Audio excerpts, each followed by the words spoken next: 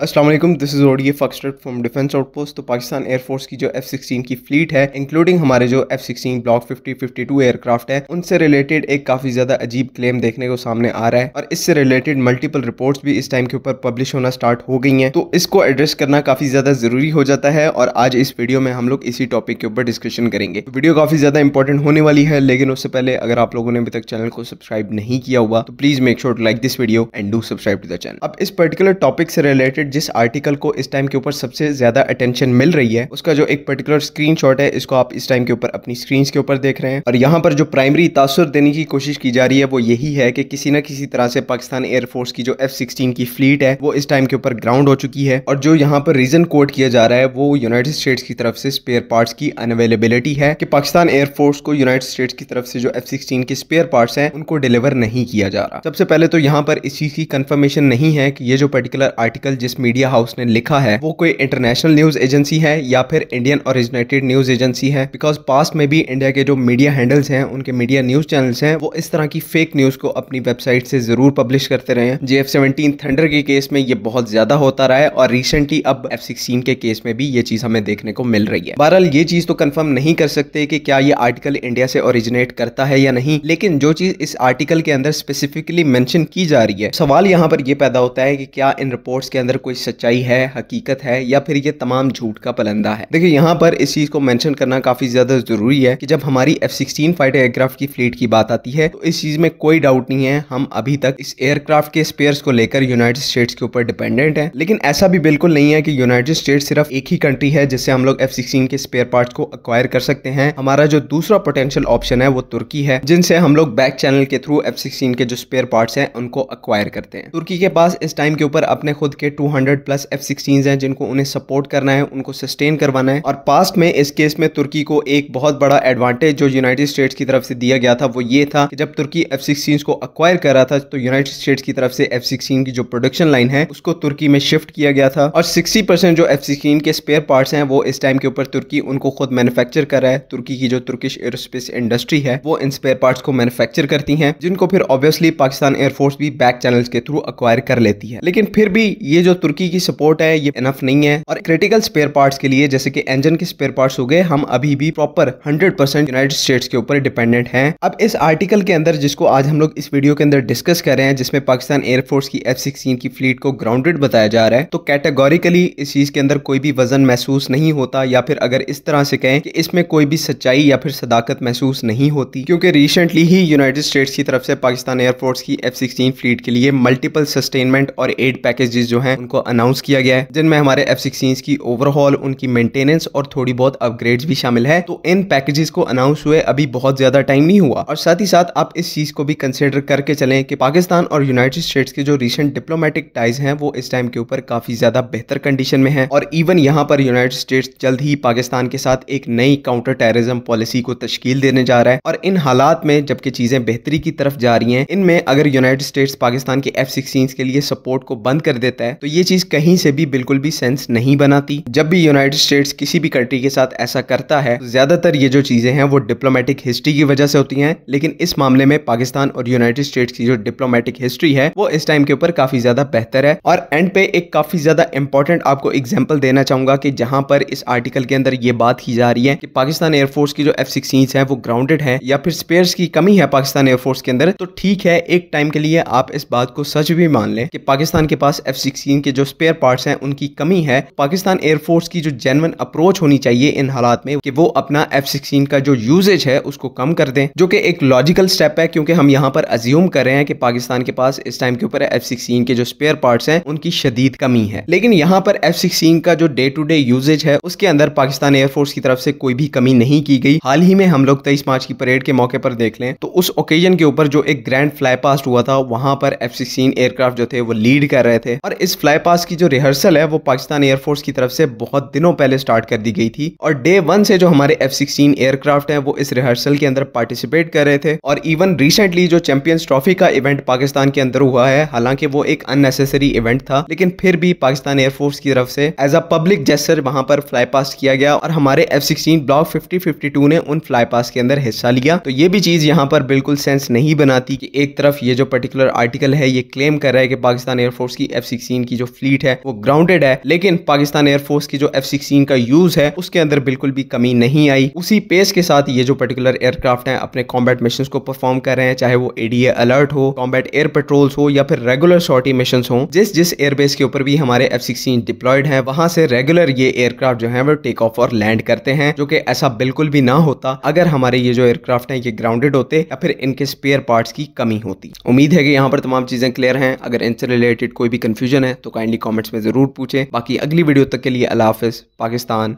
जिंदाबाद।